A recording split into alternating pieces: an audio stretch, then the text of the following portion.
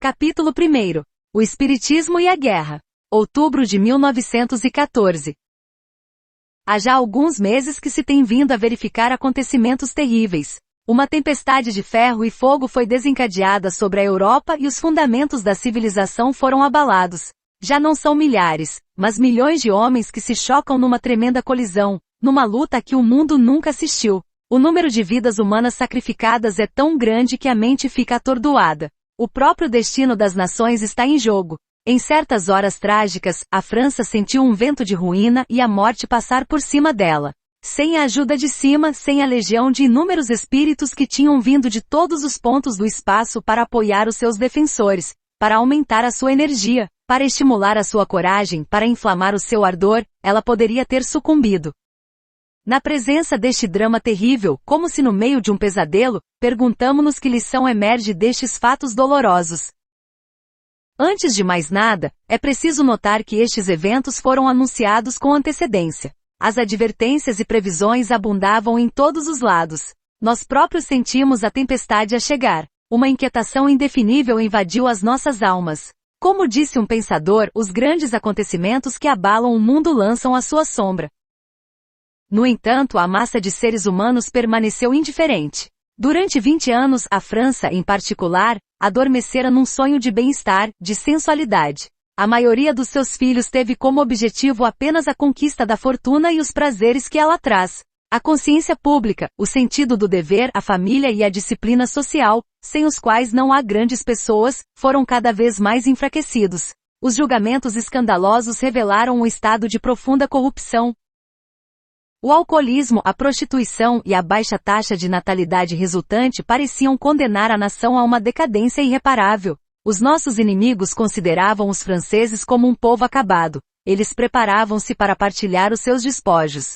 Não estávamos condenados à impotência por discussões estéreis? Mas as nossas divisões eram apenas uma aparência vã. Perante o perigo que ameaça a pátria, todos os corações franceses sabem unir-se num esforço supremo. Como em todos os momentos solenes da história, como na época de Joana d'Arc, o mundo invisível interveio. Sob o impulso de cima, as forças profundas da raça, aqueles buracos que adormecem em cada um de nós, acordaram, entraram em movimento e num ardor renascido, trouxeram de volta às luzes as virtudes heróicas dos séculos passados. É verdade que o general Joffre é um estrategista valioso, mas temos a boa autoridade de que as suas melhores inspirações, desconhecidas para ele, vêm do além. A nossa nação, que se dizia estar podre, condenada a desaparecer, mostrou ao mundo espantado que um poder irresistível estava adormecido dentro dela. Sob o chicote do julgamento e por uma vontade superior, a França despertou. Com um impulso soberbo, decidida a fazer todos os sacrifícios, levantou-se contra um invasor sem escrúpulos, embriagado de orgulho e ansioso por estabelecer o seu brutal e bárbaro domínio sobre o mundo. O que quer que os alemães pensem, a justiça no universo. Não basta ter sempre o nome de Deus nos lábios, seria melhor ter as suas leis imutáveis no coração. O direito não é uma palavra vazia, o poder material não é tudo neste mundo. A mentira, a perfídia, a violação de tratados, a queima de cidades. O massacre dos fracos e dos inocentes não pode encontrar desculpa perante a majestade divina. Cada malfeito regressa com os seus efeitos à causa que o produziu, o direito dos fracos violados volta-se contra os poderes que o ultrajam. A invasão e devastação da Bélgica e do norte de França provocou a indignação geral e provocou a tremenda reação de forças invisíveis. Das terras devastadas, um grito de angústia subiu ao céu. O céu não ficou surdo a estes apelos desesperados. Os poderes vingativos do além entraram em ação. São eles que elevam a França acima de si e incitam os seus filhos a lutar. Atrás daqueles que sucumbem, outros irão surgir até que o invasor sinta a sua determinação enfraquecida e o destino a subir contra ele. Aqueles que morreram regressam ao espaço com a auréola do dever cumprido. O seu exemplo irá inspirar as gerações futuras. A lição destes terríveis acontecimentos é que o homem deve aprender a elevar os seus pensamentos acima das tristes táticas especulativas deste mundo e virar os olhos para aquilo para além do qual lhe irá fluir a ajuda, a força, necessária para dar um novo passo em direção ao grande objetivo que lhe foi atribuído.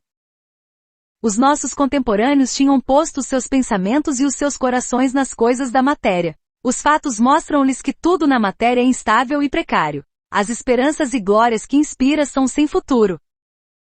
Nenhuma fortuna, nenhum poder terreno está a salvo do desastre. Não há duração real, riqueza ou esplendor, exceto no espírito imperecível. Só ela pode transformar obras de morte em obras de vida. Mas para compreender esta lei profunda, precisamos da escola do sofrimento. Tal como o raio de luz deve ser quebrado pelo prisma para produzir as cores brilhantes do arco-íris, assim também a alma humana deve ser quebrada pela prova para irradiar todas as energias, todas as qualidades fortes que se encontram adormecidas no seu interior. É especialmente na infelicidade que o homem pensa em Deus.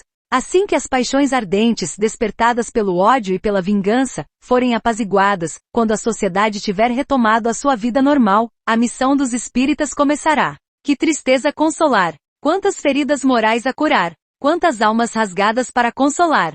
Sob a ação lenta, profunda e eficaz da dor, inúmeros seres tornar-se-ão acessíveis às verdades das quais somos os depositários responsáveis. Aproveitemos, pois, as circunstâncias trágicas pelas quais estamos a passar. A providência saberá como tirar delas o bem à humanidade. Todas as almas fortes que no meio da agitação preservaram a sua compostura pedir-nos-ão com toda a confiança, que as provações sofridas pela nossa nação despertem na sua alma os sentimentos de honra, união e concórdia que são poderosos meios de recuperação. Estes sentimentos, na sua intensidade, podiam reagir contra os flagelos da sensualidade e do egoísmo, do excesso de personalismo que se tinham erigido como mestres na nossa França, sufocando os instintos generosos, sempre prontos a reviver nela. Que os franceses, uma raça inteligente e cavalheiresca de mãos estendidas e corações abertos, se tornem uma vez mais um sujeito de admiração, um exemplo vivo que todas as nações vão adorar seguir.